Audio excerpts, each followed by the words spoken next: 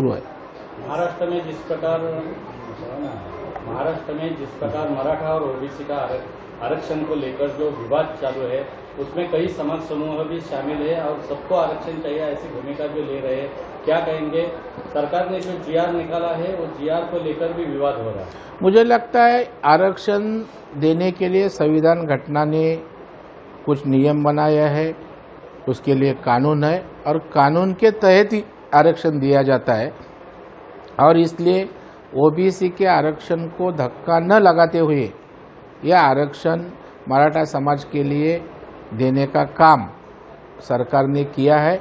इसमें कौन सी भी समाज घटक का आरक्षण कम नहीं होगा। ये सेपरेट सुविधा सरकार ने इनके लिए बनाई है। मराठा समाज के लिए ओबीसी ने घबराने की आवश्यकता नहीं। ओबीसी के आरक्षण को जरा भी धक्का नहीं लगेगा।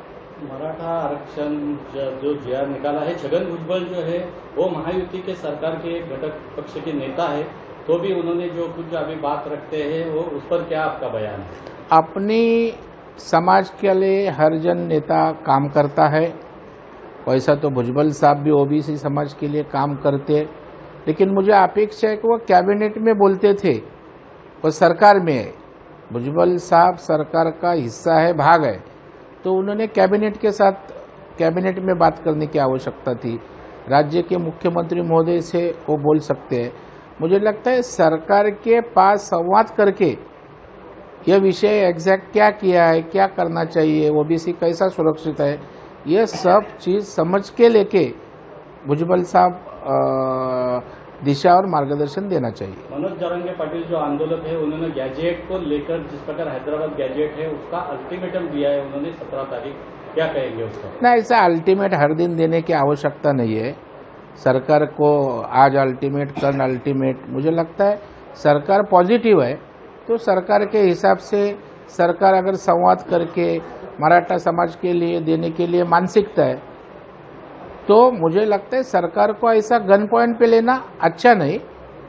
आंदोलन करना है, आंदोलन की मांग करना उचित है, लेकिन हर दिन हर वक्त सरकार को अल्टीमेटम और सरकार को गन पॉइंट पे लेना लोकशाही के लिए अच्छा नाही।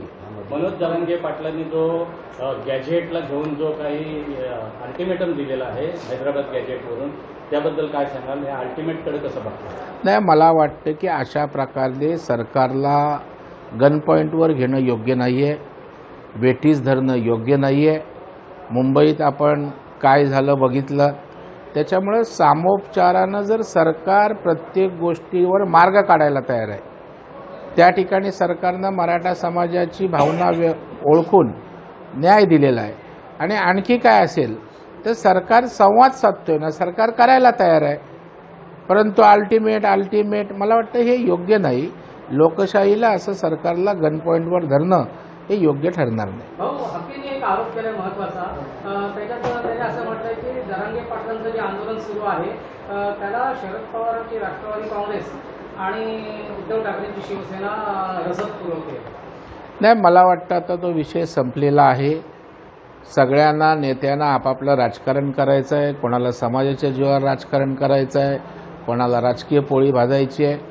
तर मला वाटतं तो जो विषय झालेला आहे त्या विषयावर अशा प्रकारचं वक्तव्य करून आणखी सामाजिक मतभेद कसे उपाळून येतील असं काम कृपया कोणी करू नये।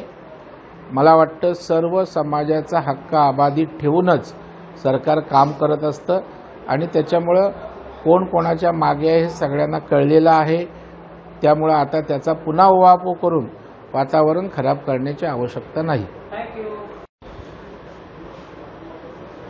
सर, क्रिकेटच्या सामन्यावरून या ठिकाणी जर बघितलं तर महिलांचं आंदोलन सुरू आहे राज्यभर, काय सांगाल? भारत पाकिस्तान जो सामना होतोय त्या संदर्भामध्ये ही भूमिका घेतलेली आहे विरोधकांनी। नाही, मला वाटतं पूर्णपणे राजकीय भूमिका या ठिकाणी आहे। देशाप्रती राष्ट्रनिष्ठेसाठी मोदी साहेबांवर कोणी संशय घेऊ शकत नाही आणि त्याच्यामुळे केंद्र सरकारनं पार पाडलेली भूमिका संपूर्ण देशवासियांना माहीत आहे। आता विरोधी पक्ष हा वैफल्यग्रस्त झाला आहे आणि त्याच्यामुळे राजकारणासाठी याचा उपयोग करणं सुरू आहे आणि तेच काम विरोधी पक्षाचं चालू आहे।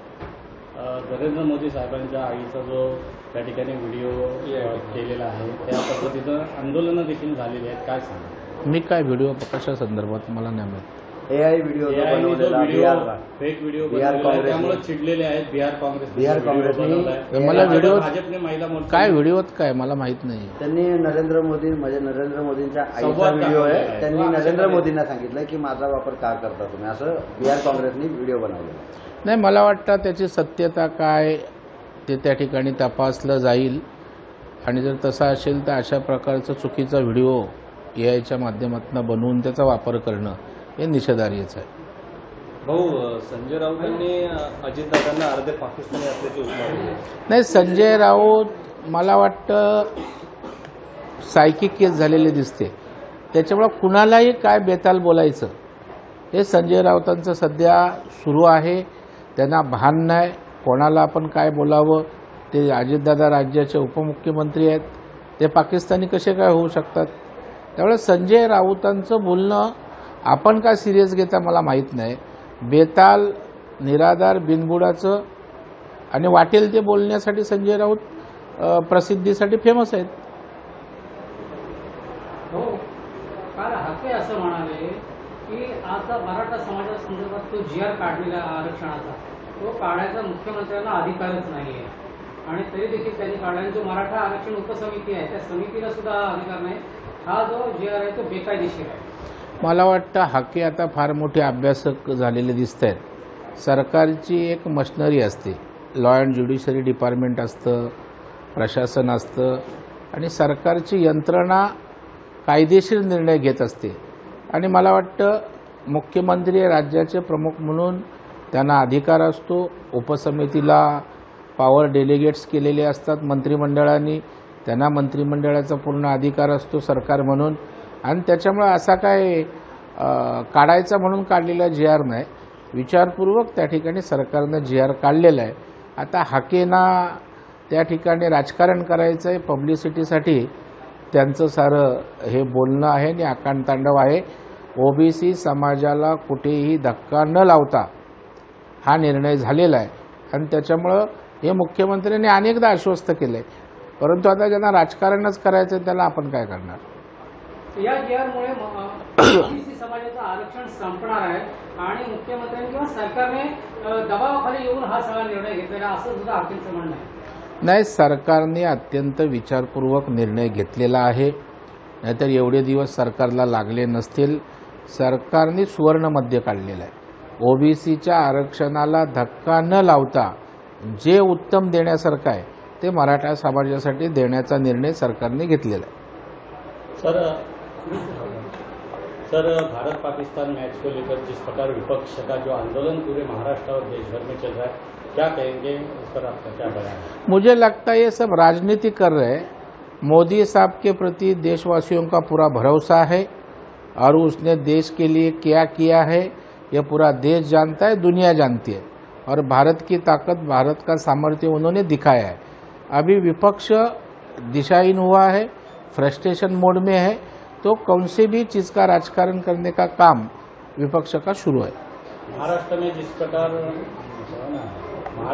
जिस प्रकार मराठा और OBC का आरक्षण को लेकर जो विवाद चालू है उसमें कई समाज समूह भी शामिल है और सबको आरक्षण चाहिए ऐसी भूमिका जो ले रहे हैं, क्या कहेंगे?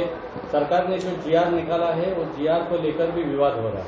मुझे लगता है आरक्षण देने के लिए संविधान घटना ने कुछ नियम बनाया है, उसके लिए कानून है और कानून के तहत ही आरक्षण दिया जाता है.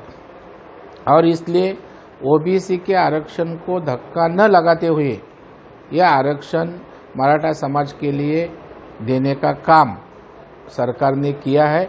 इसमें कौन सी भी समाज घटक का आरक्षण कम नहीं होगा. ये सेपरेट सुविधा सरकार ने इनके लिए बनाई है मराठा समाज के लिए. OBC ने घबराने की आवश्यकता नहीं.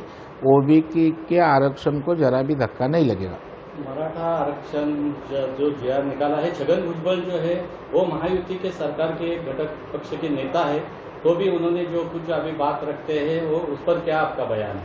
अपनी समाज के लिए हर जन नेता काम करता है. वैसा तो भुजबल साहब भी OBC समाज के लिए काम करते, लेकिन मुझे अपेक्षा है कि वो कैबिनेट में बोलते थे, वो सरकार में है।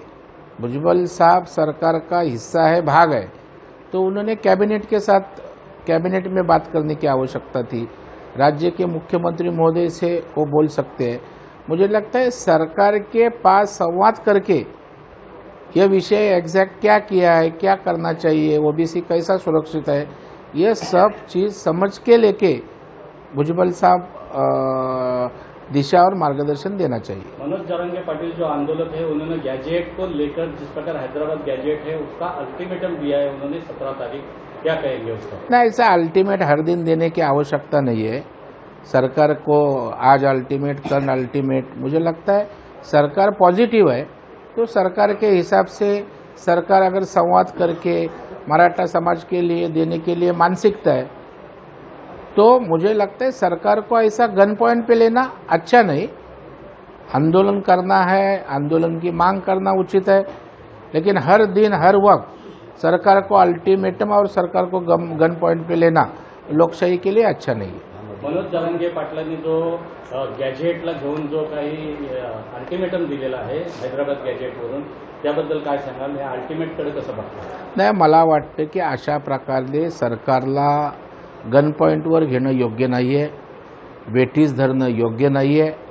मुंबईत आपण काय झालं बघितलं, त्याच्यामुळे सामोपचारानं जर सरकार प्रत्येक गोष्टीवर मार्ग काढायला तयार आहे, त्या ठिकाणी सरकारनं मराठा समाजाची भावना ओळखून न्याय दिलेला आहे।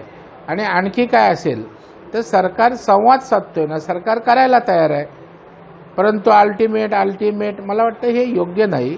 लोकशाहीला असं सरकारला गन पॉईंटवर धरणं हे योग्य ठरणार नाही। भाऊ, हकीने एक आरोप केलाय महत्त्वाचा, त्याने असं म्हटलंय की जरांगे पाटलांचं जे आंदोलन सुरू आहे त्याला शरद पवारांची राष्ट्रवादी काँग्रेस आणि उद्धव ठाकरेंची शिवसेना रसद पुरवते। नाही, मला वाटतं आता तो विषय संपलेला आहे।